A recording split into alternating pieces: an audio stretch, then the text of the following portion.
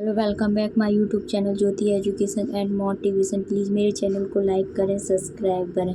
CTET exam की CDP 2015 का PYQ है। क्वेश्चन है, बच्चों में ज्ञान की रचना करने का, अर्थ का निर्माण करने की क्षमता होती है। इस परिप्रेक्ष्य में एक शिक्षक की क्या भूमिका होती है? 1 संप्रेषण और व्याख्या की, 2 सुगमकर्ता की, 3 निर्देशक की, 4 तालमेल बैठाने की। आंसर है सुगमकर्ता की। क्वेश्चन नंबर 2 है, इसमें कौन सी विशेषता प्रतिभाशाली बच्चों की नहीं होती है? नंबर 1 उच्च आत्म क्षमता, 2 है निम्न औसतीय मानसिक प्रक्रिया, नंबर 3 अंतर्दृष्टिपूर्वक समस्याओं का समाधान करना, 4 है उच्च श्रेणी की मानसिक क्रिया। तो कौन सी नहीं होती है? निम्न औसतीय मानसिक क्रिया। क्वेश्चन नंबर 3 है, कोलबर्ग के सिद्धांत की पूर्व परंपरागत स्तर के अनुसार कौन से नैतिक निर्णय लेते समय एक व्यक्ति निम्नलिखित में से किस तरफ प्रवृत्त होगा? 1 व्यक्तिगत आवश्यकता तथा इच्छाओं पर, 2 व्यक्तिगत मूल्य पर, नंबर 3 पारिवारिक अपेक्षा पर, 4 है अंतर्निहित संभावित दंड पर। आंसर है 4 अंतर्निहित संभावित दंड पर। क्वेश्चन नंबर 4 है, शिक्षार्थियों अधिगमकर्ताओं की व्यक्तिगत भिन्नताओं के संदर्भ में शिक्षिका को चाहिए? नंबर 1 निगमनात्मक पद्धति के आधार पर समस्याओं का समाधान करना, नंबर 2 कलानिधि एल्गोरिथ्म का अधिकार प्रयोग करना, नंबर 3 याद करने के लिए शिक्षार्थियों के तत्व उपलब्ध कराना, नंबर 4 विविध प्रकार की अधिगम परिस्थितियों को उपलब्ध कराना। तो आंसर 4 है विविध प्रकार की अधिगम परिस्थितियों को उपलब्ध कराना। क्वेश्चन नंबर 5 है, निम्नलिखित में कौन सा विकास का एक सिद्धांत नहीं है? नंबर 1 विकास के सभी क्षेत्र महत्वपूर्ण होते हैं, नंबर 2 सभी विकास परिपक्व तथा अनुभव की अंतःक्रिया का परिणाम लेते हैं, नंबर 3 है सभी विकास अधिगम एक समान गति से आगे बढ़ते हैं, नंबर 4 सभी विकास एक क्रम का पालन करते हैं। आंसर है आंसर 3 है सभी विकास तथा अधिगम एक समान गति से आगे बढ़ते हैं। क्वेश्चन नंबर 6 है, निम्नलिखित में कौन सा आकलन करने का सर्वाधिक उपयुक्त तरीका है? नंबर 1 आकलन शिक्षण अधिगम में अंतर्निहित प्रक्रिया होता है, नंबर 2 आकलन एक शैक्षिक सत्र में 2 बार करना चाहिए, शुरू में और अंत में, 3 है आकलन शिक्षक के द्वारा नहीं बल्कि किसी बाह्य एजेंसी के द्वारा करना चाहिए, नंबर 4 है आकलन सत्य की समाप्ति का करना चाहिए। आंसर है 1 है आकलन शिक्षण अधिगम में अंतर्निहित प्रक्रिया है।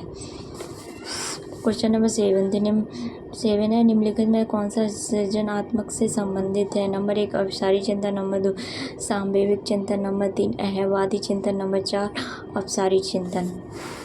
बच्चों के बारे में निम्नलिखित कथनों में से किस कथन में वाइगोत्स्की सहमत होते हैं? नंबर 1 बच्चे तब सीखते हैं जब उनके लिए आकर्षक पुरस्कार निर्धारित किए जाए, नंबर 2 बच्चों के चिंतन को तब समझा जाए जब वे प्रयोगशाला व पशुओं पर प्रयोग करें, नंबर 3 बच्चे जन्म से शैतान होते हैं और उन्हें दंड देकर नियंत्रित करना चाहिए। क्वेश्चन नंबर 4 है, बच्चे समवयस्कों और वयस्कों के साथ सामाजिक अंतःक्रियाओं के माध्यम से सीखते हैं। आंसर 4 है, बच्चे ये समवयस्कों और अंतःक्रियाओं से ही सीखते हैं। क्वेश्चन है, बच्चे क्या है? बच्चे चिंतन वयस्कों की भांति होते हैं, ज्यों के त्यों बड़े होते हैं और उनमें चिंतन में गुणात्मक वृद्धि होती है। नंबर 2 खाली बर्तन के समान होते हैं जिसमें बड़ों के समान द्वारा ज्ञान भरा जाता है। नंबर 3 निष्क्रिय जीव होते हैं जो प्रदत्त सूचनाओं को ज्यों के त्यों प्रतिलिपि के रूप में प्रस्तुत करते हैं। नंबर 4 जिज्ञासु प्राणी होते हैं जो अपने चारों ओर जगत को खोजने के लिए अपने ही तर्कों और क्षमताओं का उपयोग करते हैं। आंसर 4 है, क्योंकि बच्चे जिज्ञासु प्राणी होते हैं जो अपने चारों ओर जगत के खोजने के लिए अपने ही तर्कों और क्षमताओं पर उपयोग करते हैं। क्वेश्चन नंबर 10 है, तंत्र है, बच्चों की त्रुटियों के बारे में निम्नलिखित में से कौन सा कथन सत्य है? बच्चों की त्रुटियां करके ही सीखने की प्रक्रिया का अंग होता है। नंबर 2 बच्चे त्रुटियां करते हैं तब जब शिक्षक सौम्य और त्रुटियां करने पर दंड न देता हो। 3 बच्चों में त्रुटियां शिक्षक की ही महत्वहीन होती है और उसे चाहिए कि उन्हें काटते और अत्यधिक ध्यान दें। नंबर 4 असावधानी के कारण बच्चों में त्रुटियां होती हैं। तो इसका क्वेश्चन नंबर 10 का आंसर है 1 है, बच्चों में त्रुटियां करके सीखने की प्रक्रिया का अंग होता है। क्वेश्चन नंबर 11 है, अध्यापक को यह सुनिश्चित करना चाहिए कि उसकी कक्षा के सभी शिक्षार्थी अपने जीवन में स्वीकृत सम्मानित समझने के लिए शिक्षक को चाहिए। नंबर 1, वंचित पृष्ठभूमि से आने वाले बच्चों को तिरस्कार करके ताकि वे अनुभव करें और अधिक कठोर करना है। नंबर 2 है, शिक्षार्थियों पर पता लगाया जाए जो अच्छी अंग्रेजी बोल सके और घरों में संपन्न इसके रूप में प्रस्तुत करें। नंबर 3, अपने शिक्षार्थियों की सामाजिक सांस्कृतिक पृष्ठभूमि की जानकारी प्राप्त करें और कक्षा में विविध मतों का प्रयोग करें। 4 है, कड़े नियम बनाएं और बच्चों पर उनका पालन व दंड करें। तो आंसर 3 है, अपने शिक्षार्थियों में सामाजिक और सांस्कृतिक पृष्ठभूमि में विविध मतों पर जानकारी प्रस्तुत करें।